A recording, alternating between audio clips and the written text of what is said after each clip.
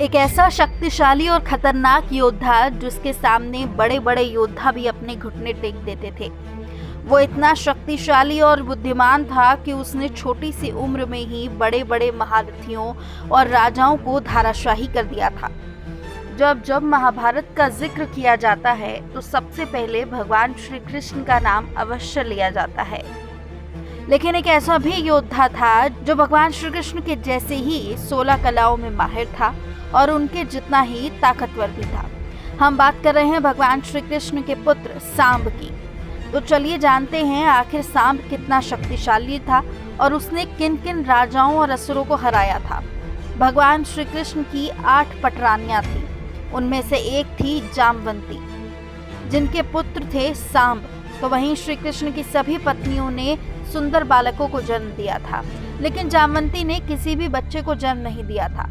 इस बात से दुखी जामवंती श्री कृष्ण के पास गई और बोली, आपकी सभी पत्नियों ने पुत्रों और पुत्रियों को जन्म दिया है, लेकिन मैं क्यों अभागी रही। मैं आपसे एक पुत्र का अनुरोध करती हूँ। अपनी पत्नी का दुख देखकर श्री कृष्ण ऋषि उपमन्यु के आश्रम में गए और उनके कहे अनुसार भगवान शिव को प्रसन्न करने के लिए तपस्या करने लगे। 6 महीने बाद भगवान शिव प्रसन्न हुए। भगवान श्री कृष्ण ने पुत्र प्राप्ति की कामना की। श्री कृष्ण चाहते थे कि उनका पुत्र सांब शिव की तरह हो। जल्द ही जामवंती को एक बेटा पैदा हुआ और उन्होंने अपने पुत्र का नाम सांब रखा, क्योंकि भगवान शिव का एक नाम सांब भी है। कहा यह जाता है कि सांब अपने पिता श्री कृष्ण के जैसे ही अत्यंत खूबसूरत था। उनकी खूबसूरती की दीवानी दुर्योधन की बेटी लक्ष्मणा भी थी। भरी सभा में सांब अपने पराक्रम से लक्ष्मणा को भगा कर ले गए थे। सांब ने बालक अवस्था में ही शंबरासुर की सेना को नष्ट कर दिया था। सांब ने महाभारत के युद्ध में कितनी ही सेनाओं का अकेले ही संहार कर दिया था। जब सांब ने अपनी विशाल सेना समेत द्वारका पर आक्रमण किया तो उस समय भगवान श्री कृष्ण द्वारका में नहीं थे।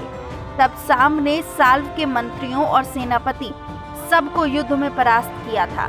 कहा यह जाता है कि सांब का जन्म द्वारका के अंत के लिए हुआ था और ये बात स्वयं भगवान श्री कृष्ण भी जानते थे। कहा यह जाता है कि महाभारत के 36 साल बाद एक दिन द्वारका में महर्षि विश्वामित्र, नारद और ऋषि आए हुए थे। वहां कुछ नव युवक उनके साथ मजाक करने लगे। भगवान श्री कृष्ण के पुत्र सांब को स्त्री भेष में ऋषियों के पास ले गए। कहा कि ये स्त्री गर्भवती है, इसके गर्भ से क्या उत्पन्न होगा। ऋषि जान गए कि ये बच्चा उनका मजाक उड़ा रहा है। क्रोधित होकर ऋषियों ने उन्हें श्राप दिया कि श्री कृष्ण का ये पुत्र समस्त यदुवंशियों का नाश करने के लिए लोहे का मूसल उत्पन्न करेगा। ऋषियों के श्राप के प्रभाव से सांब ने दूसरे दिन ही मूसल उत्पन्न किया। राजा उग्रसेन ने उस मूसल को चुराकर समुद्र में डलवा दिया। श्री कृष्ण ने देखा कि ये ग्रहों में वैसा ही योग बन रहा है जैसे महाभारत के समय बन रहा था। श्री कृष्ण ने ये सब जब देखा तो उन्होंने सोचा कि माता गांधारी का श्राप सत्य होने का समय आ गया।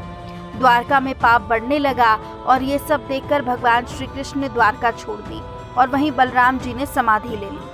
कहते हैं जब राजा उग्रसेन ने उन मूसल को चुराकर समुद्र में डलवा दिया था तो उस मूसल को एक मछली ने निगल लिया था। उसके पेट से एक छोटा सा धातु बन गया और उस मछली का शिकार एक बहेलिया ने किया और मछली के पेट से वो धातु मिल गया, जिससे वो तीर बना और उस तीर से ही भगवान श्री कृष्ण के इस अवतार का अंत हुआ और वापस भगवान विष्णु में विलीन हो गए।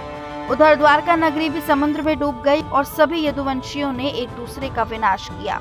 तो दोस्तों, यदि आपको हमारी ये खास जानकारी पसंद आई हो तो वीडियो को लाइक करें, हमारे चैनल को सब्सक्राइब करें और ज़्यादा से ज़्यादा शेयर करें। अगली बार एक और ख़ास वीडियो के साथ मिलेंगे, तब तक के लिए शुक्रिया।